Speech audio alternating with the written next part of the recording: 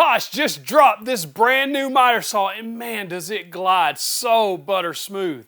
This thing costs over $600, but the good news here is it's $100 less than the previous version. And the single biggest question everybody's asking is, how much does this saw deflect? We're gonna find that out right here in this video, but that's not the only thing you need to know about this saw. There's 3 features here on this saw that I really don't care for, but there's one feature here that I've never seen on any other saw. And there's one comparison on this saw to the Festool Capex. The Capex costs $1,800. It's gonna surprise you. You want to stick around to know if you need to spend money on this saw. Let's go. Now, over the years, I've been able to use the Festool Capex, which I do own, a Makita 12-inch miter saw, the DeWalt DWS 779, which I've had since 2017, as well as some other models like Skill, Cobalt, and a few others. There is a lot going on in a miter saw that makes it really good, but it only takes a flaw or two to make them really not worth it. So we're going to compare the Bosch to those models to see how this one stacks up. Now, the Bosch is setting at that premium price tier, but well under the Festool Capex, and we're going to see, is it worth it? Before we get started, if you'd like to purchase this saw or anything else I show in this video, I'm gonna put a link in the description, the pinned comment. Of course, my TV viewers can scan that QR code with their phone. It takes you right to my website. You can also click the shop here on YouTube if you wanna do that. Now, let's unbox it. Look at this. When I first got this saw, starting to open the box, the first thing that hit me was how well packaged this thing was. I love the smell of new tools in the morning. Nothing is moving inside this box. There's a lot of structure they built around the saw to make sure it's protected, which I do appreciate. Even the nice little touches like wrapping tissue paper around the handle and things like that, just so it doesn't get scuffed up. When you buy a brand new tool and it comes out of the box, of course, we're gonna put it through the paces and we're gonna have our own battle scars on there. But when you buy a brand new tool, you don't want it to look like it's used, especially when you're spending this kind of money. Now, fit and finish of this saw looks incredible. The black, the red, the blue, the silver, everything just works here. I like this black shroud here. It just gives it a premium look. It does look really good in person. And that silver just makes everything pop. Now, here's the real story of this saw. This is a compact saw for a 12-inch saw. If you look at the DeWalt DWS 779, it has these big long rails that stick off the back, which means you can't mount it up against a wall. So like if you're working in the shop, you want a miter station compatible saw, something like this will fit the bill. This thing is 26 inches wide, 33 inches deep, and about 29 inches tall. All those are approximate. And most importantly, this thing can mount flush against a wall because of this glide system. You don't have those rails sticking off the back. I love that. Now, before we get into the deflection test that everybody wants to know, we gotta know, is it square out of the box? And if it's not, how can you adjust it? So out of the box, mine was about a ½ degree off of square. Not a huge deal because all you have to do is loosen these 5 screws with the Phillips head. They back right out, and then you can just shift it ever so slightly and then use a square to make sure this thing is perfectly 90 degrees to the fence. Then you can just tighten those screws down, and then from then on, it's perfectly square. It took me less than a minute or two to do this. Very easy. Now, remember when I said this about the Delta sliding miter saw? You want that butter smooth slide. Woo, that thing is smooth. This saw is right there with it, just absolutely incredibly butter smooth. Very similar mechanism as the Delta had. These things are some of the smoothest sliding saws you'll ever feel. It glides so effortlessly, it almost boggles the mind at how smooth this is. Now, I have seen a lot of comments about, well, dust is gonna get in here and clog things up and make it rough. No, it doesn't. I used the Delta for a very long time, never had any issues with sawdust causing any problems up in there. And because all of this stuff is sealed, these bearings and stuff are sealed, you shouldn't have any problems with anything caking up, causing any problems like that. It will remain butter smooth for the life of the saw. Speaking of smooth, one of the things that Bosch nailed here was the miter adjustment. You do get positive stops at those common angles, 5, 10, 22.5, 33.5, 45, and then of course all the way at the end. You also get 52 degrees one way and 60 degrees the other way, but there is a slight catch here which we'll talk about in a few. But when you're moving the saw to the correct miter, it is so smooth. It is one of the smoothest adjusting miters that I've ever seen. And it does lock into place. You can disengage the positive stops if you don't want those with this little red flip switch right here.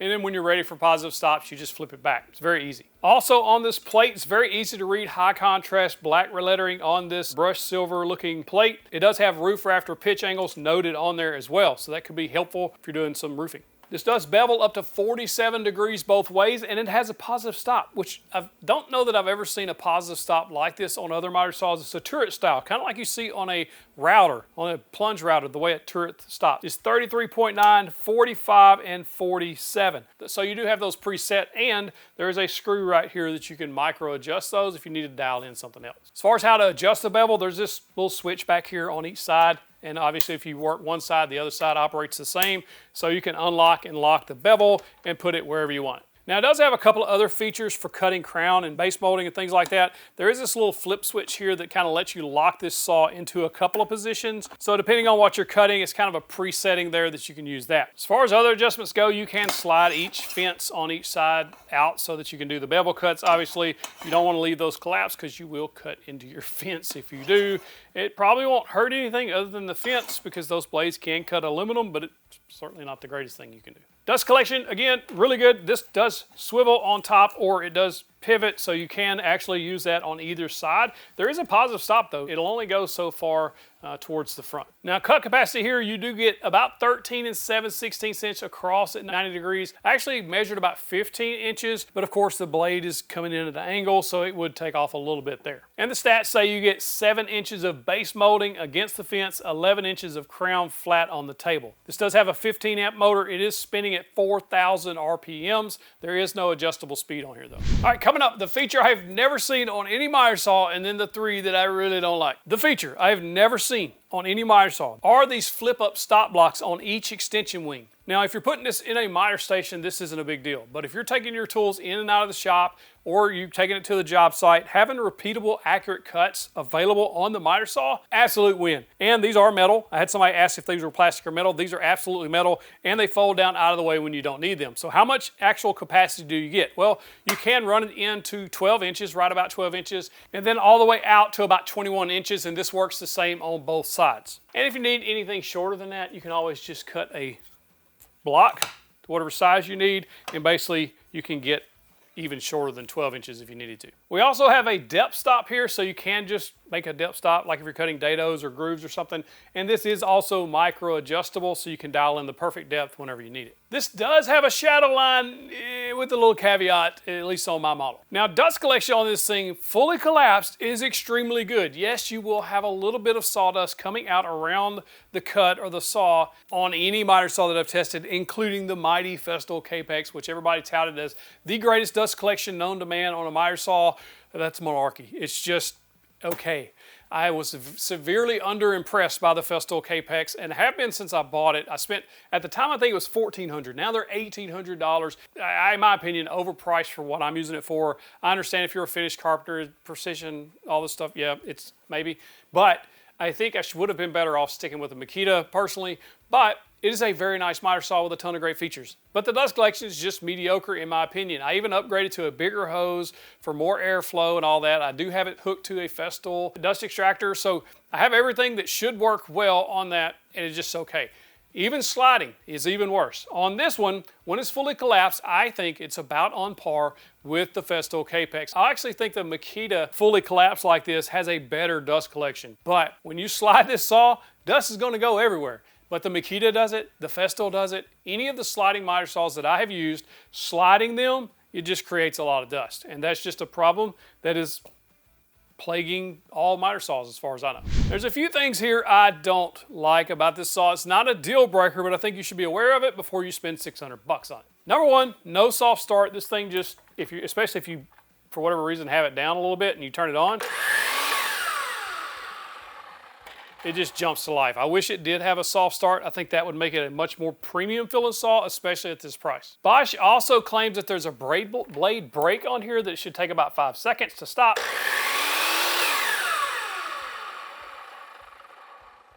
Probably about 5 seconds, but I wouldn't call that a break, unless other saws just free spin forever.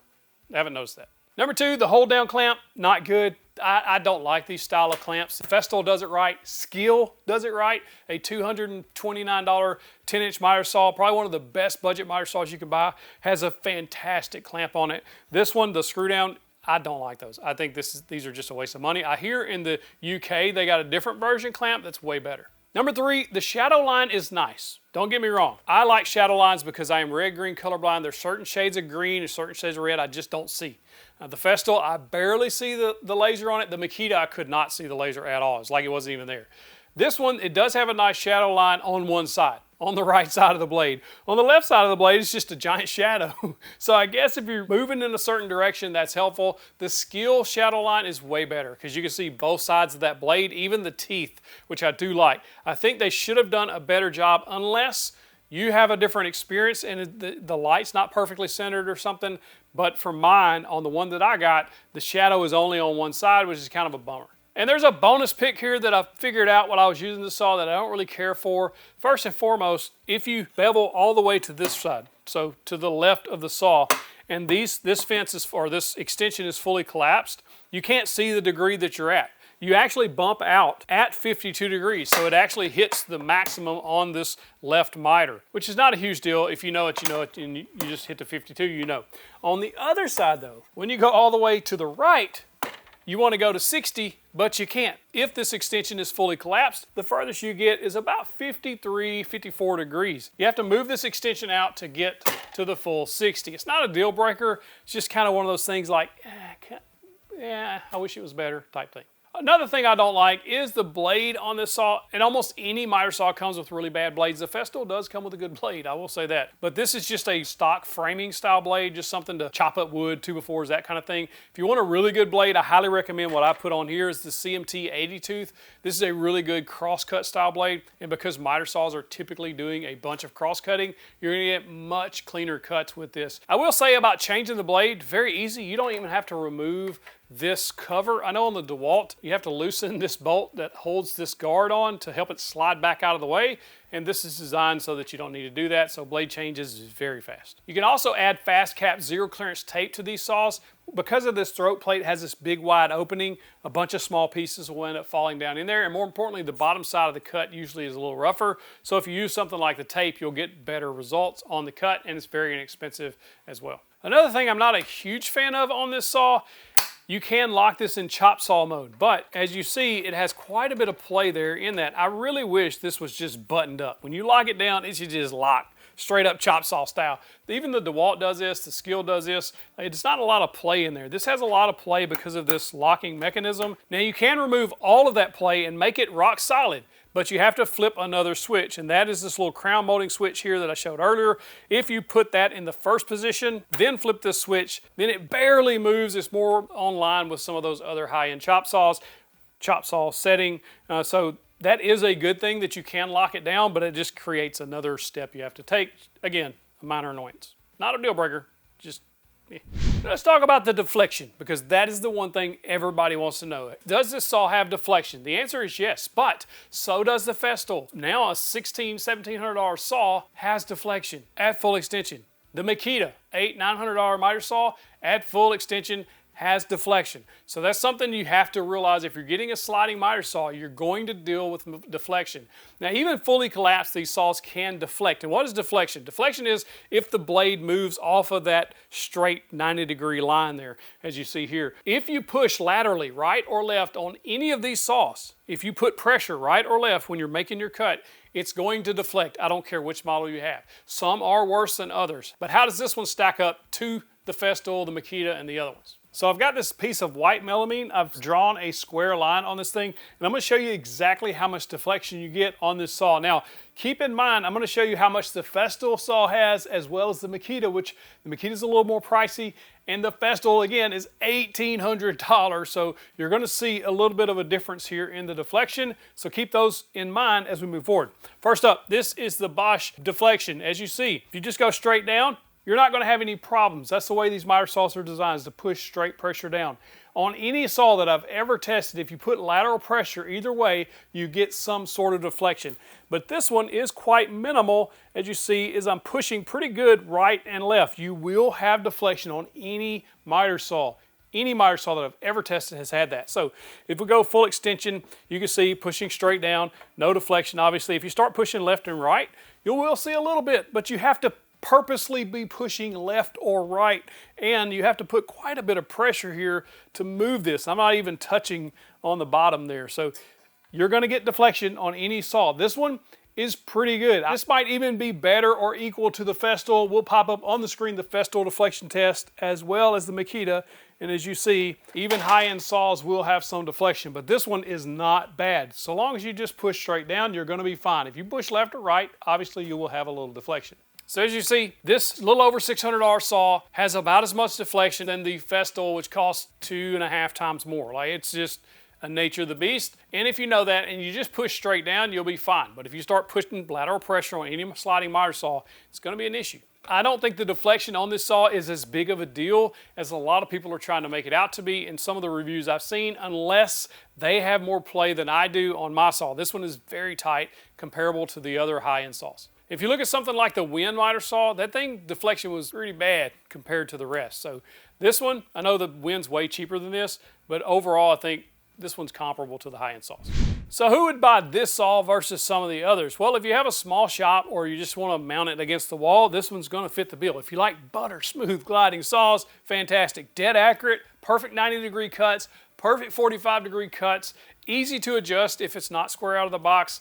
You do have this dual bevel sliding compound miter saw, so you're getting 12 inches of maximum capacity as well. And a lot of cool features like this stop block, but the only problem with the stop block is if you are mounting it into a miter station and you have it setting kind of down like in mine, these are useless. These wings are going to be useless, especially if you want to go all the way to 60. You're going to wind up having to take off this wing to get it in your miter station because you won't be able to get to full 60-degree cuts if the wing is fully collapsed and you're not able to extend it out because of your miter station. Another thing to keep in mind is the weight of this saw. If you're going to be transporting this saw a lot, it is not a light saw. It's not like you can carry it around, but it's not the lightest saw I have felt.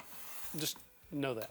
If you're on a budget and you just want a good miter saw that's not going to break the bank, just check out the Skill. It's a fantastic saw. About $249, give or take. A fantastic 10-inch miter saw. You will lose a little bit of capacity. If you're looking between the Makita, the Festool, and the Bosch, I would highly recommend either this or the Makita. The Makita doesn't glide quite as smooth, but the Makita is still a fantastic saw. As far as the Festool goes, if you like green, you like Festool, get the Festool. Otherwise, I think you can spend $1,800 better somewhere else.